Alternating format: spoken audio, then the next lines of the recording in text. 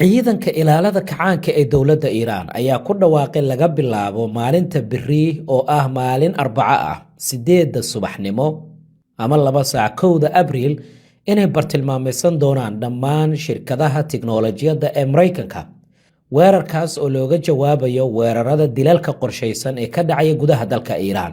Waxay yiraahdeen haddii shakhsi ka mid ah mas'uuliyiinta dowladda Iiraan la dilo, annagana waxaan beegsan doonaa shirkadaha tiknoolajiyadda ee Mareykanka ee gobolka Bariga Dhexe.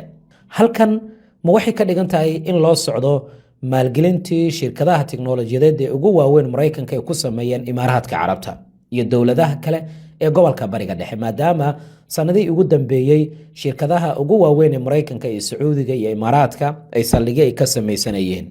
Ilaalada kacaanka marka waxay si degdeg ah ugu baaqeen marka oo waxay yiraahdeen waxaan ugu baaqaynaa xarumaha shirkadaha Mareykanka ee tiknoolajiyadda ka shaqeeya macluumaadka isgaarsiinta iyo sirdoonka macmalka ee AI-da loo yaqaano inay isaga dhaqaaqaan ama ay isaga baxaan goobahay gacanteena ay gaari karto. Waxaa qoraalka lagu yiri shirkad kasta oo ka qayb qaadanaysa qorsheynta falalka argagixiso ee ka dhanka dowladda Iiraan waxay la kulmi doontaa tallaabooyin jawaab celin ah oo toos ah fal kasta oo dil ah oo ka dhaca gudaha dalka Iiraan darteed. Tani marka maxay ka dhigan tahay? Waxay ka dhigan tahay marka shakhsiyaad la doonaya in la beegsado waxa loo baahan yahay tiknoolajiyad, waxa loo baahan yahay kaamirooyinka ama diyaaradaha drone ee macluumaadka soo gudbinaya, waxa loo baahan yahay isgaarsiin, waxa loo baahan yahay adeegsiga caqliga macmalka ee AI-da. Waxay yiraahdeen dhammaan marka waxyaabaha sahlaya in la beegsado hoggaankeena ugu sarreeya dalka Iiraan, annagana xarumahooda ayaan beegsan doonaa. oo hadda wixii ka dambeeya way isu dhigmaan. Haddii shakhsina laga dilo, annagana tiknoolajiyadaas iyo xarun kasta oo ay gobolka ku leedahay ayaan beegsan doonaa. macnaha guud ee bayaankan marka wuxuu ka dhigan yahay dowladda Iiraan inay u aragto qaar ka mid ah shirkadaha tiknoolajiyadda Mareykanka inay door ay ka ciyaarayaan howlgallada sirdoonka, qorsheynta weerarada ama taageerada kaabayaasha militari ee sirdoonka. sidaa daraaddeedna ay ka dhigayaan iyagana bartilmaameed istiraatiiji ah haddii dilal ay ka dhacaan gudaha dalka Iiraan. haddii aan eegno marka shirkadahan ay Iiraaniyiinta hadda u hanjabayaan waxay ka dhigan tahay kuwa IT-da isgaarsiinta iyo AI-da qaabilsan marka la eego Microsoft, Google, Amazon qaybta loo yaqaano AWS Cloud-ka, Apple-ka, Meta Platform, IBM iyo shirkado kale. goobaha ugu dhow ee ay shirkadaha marka xarumo ay ku leeyihiin waa dalka Turkiga oo kale, gaar ahaan magaalada Istanbul oo shirkadda Microsoft Turkey, Google iyo IBM waxay ku leeyihiin Istanbul. Dubai oo kale xarumo waaweyn ay shirkadahan ku leeyihiin, Tel Aviv sidaas oo kale, magaalada Dooxo oo dalka Qatar iyo magaalooyin kale oo wadamada Khaliijka. marka ma waxay ka dhigan tahay iyagana in la beegsan doono. dhinaca kale, dowladda Iiraan bilowgii dagaalka waxaa la diiwaan geliyay in ay isticmaashay farsamo khiyaano ah taasoo qasabtay in malaayiin dollar hub ku fadhiya Israa'iil iyo Mareykanka in laga qasaariyo. waa tii sawirro la soo bandhigay oo ay garoomada diyaaradaha ee Iiraaniyiinta ay ku sawireen sida inay u ekeysiyeen diyaarado dagaal oo kale.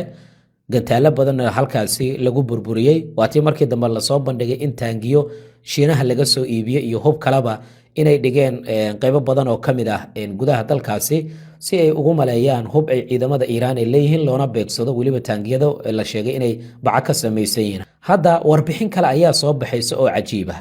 waxaa lagu waramayaa in dowladda Iiraan ay qalab u eg sida waxyaabaha qarxa oo kale ay geysay goobo dhowra oo marka la duqeeyo qarax halkaasi uu ka dhalanayo. laakiin gebi ahaanba waxaa la sheegay in laga saaray hubkii muhiimka ahaa baqaarada iyo xarumaha ay Israa'iil iyo Mareykanka ay duqeynayeen saacadii ugu dambeeyay. haddii sheekadan dhab ay noqoto marka waa khiyaano kale oo dowladda Iiraan ay isticmaashay. wargeys lagu magacaabo Plutin ayaa daabacay warbixin muujinaysa in konteenarada iyo goobaha hubka lagu kaydiyo qaarkood gebi ahaanba si marin habaabina markii horeba hubka laga saaray, oo Iiraan ay doonaysay in qaarkood konteenaradan ay Israa'iil iyo Mareykanka u maleeyaan in uraniumta lagu keydiyey si loo qaldo falanqaynta reer galbeedka. taasina ay keento inay Israa'iil iyo Mareykanka duqeyn culus ay fuliyaan, hub badanna halkaas uu kaga qasaaro. laakiin waxaa la yidhi waxaa goobta lagu sii diyaariyey waxyaabo u eg agab qarax samayn kara oo kale. qubaradu marka waxay yiraahdeen howlgalka waxaa la doonayay inuu u ekaado sida mid dhab ah, laakiin ma ahayn goob ay Iiraan hubkeedii iyo wax walba ay lahaydba ay ku keedisay. saxdii ugu dambeeyay waxaa aad loo falanqeynaya suuragalnimada dowladda Iiraan inay uraniumtii ay bacrimisay u qaybisay gobollo kala duwan oo ku yaala gudaha dalkaasi. tani marka waxay noqonaysaa khiyaano kale. oo tani maxay ka dhigan tahay? waxay ka dhigan tahay inay cashar ka baratay dowladda Iiraan dagaalkii 12 maalin socday. Warbixinta marka waxaa lagu yiri haddii tani ay sax tahay, dowladda Iiraan 4 arrin oo waaweyn ayay ka faa'iideysaa. 1. Uraniumkii ugu muhiimsanaa inuu u badbaaday. 2. Xarumaha la duqeeyay badankood inay ahaayeen qaab dhismeedkooda kuwa u eg sida xarun ciidan oo wax lagu keediyey. Iyo tan saddexaad oo ah awoodeeda nuclearka ee dowladda Iiraan inaan la burburin. Iyo tan ugu dambaysa oo ah in Mareykanka iyo Israel ay aad u bunbuniyaan in awoodii hubka ee dowladda Iiraan la baabi'iyay laakiin weli ay soo taagan tahay oo agabkeedii ama qalabkeedii ciidan ay isticmaalayso.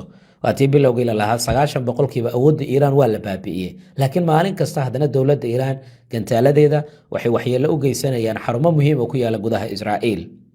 Sawtani kama dhigna marka dowladda Iiraan mar kale inay kaarto kale oo khiyaano ay isticmaasho haddii macluumaadkan dhab uu noqdo. dhinaca kale wargeyska iyo Dacood Axranoth ayaa waxa uu baahinayaa warbixin ciwaan looga dhigay Mareykanka ma wuxuu u dhaqaaqay uraniumta dowladda Iiraan inaan la soo qaadin oo sideeda lagu burburiyo si looga fogaado khatar ka dhalan karta weerar dhanka dhulka ah.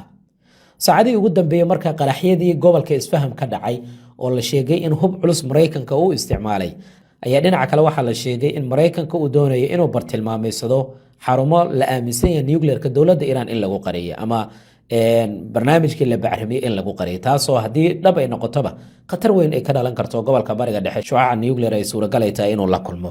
Iiraan marka waxaa lagu waramayaa 450 kilogram ilaa 440 kilogram ee la bacrimiyay, taasoo ka dhigan 60% inay u dhowdahay in hubka ay soo saarto.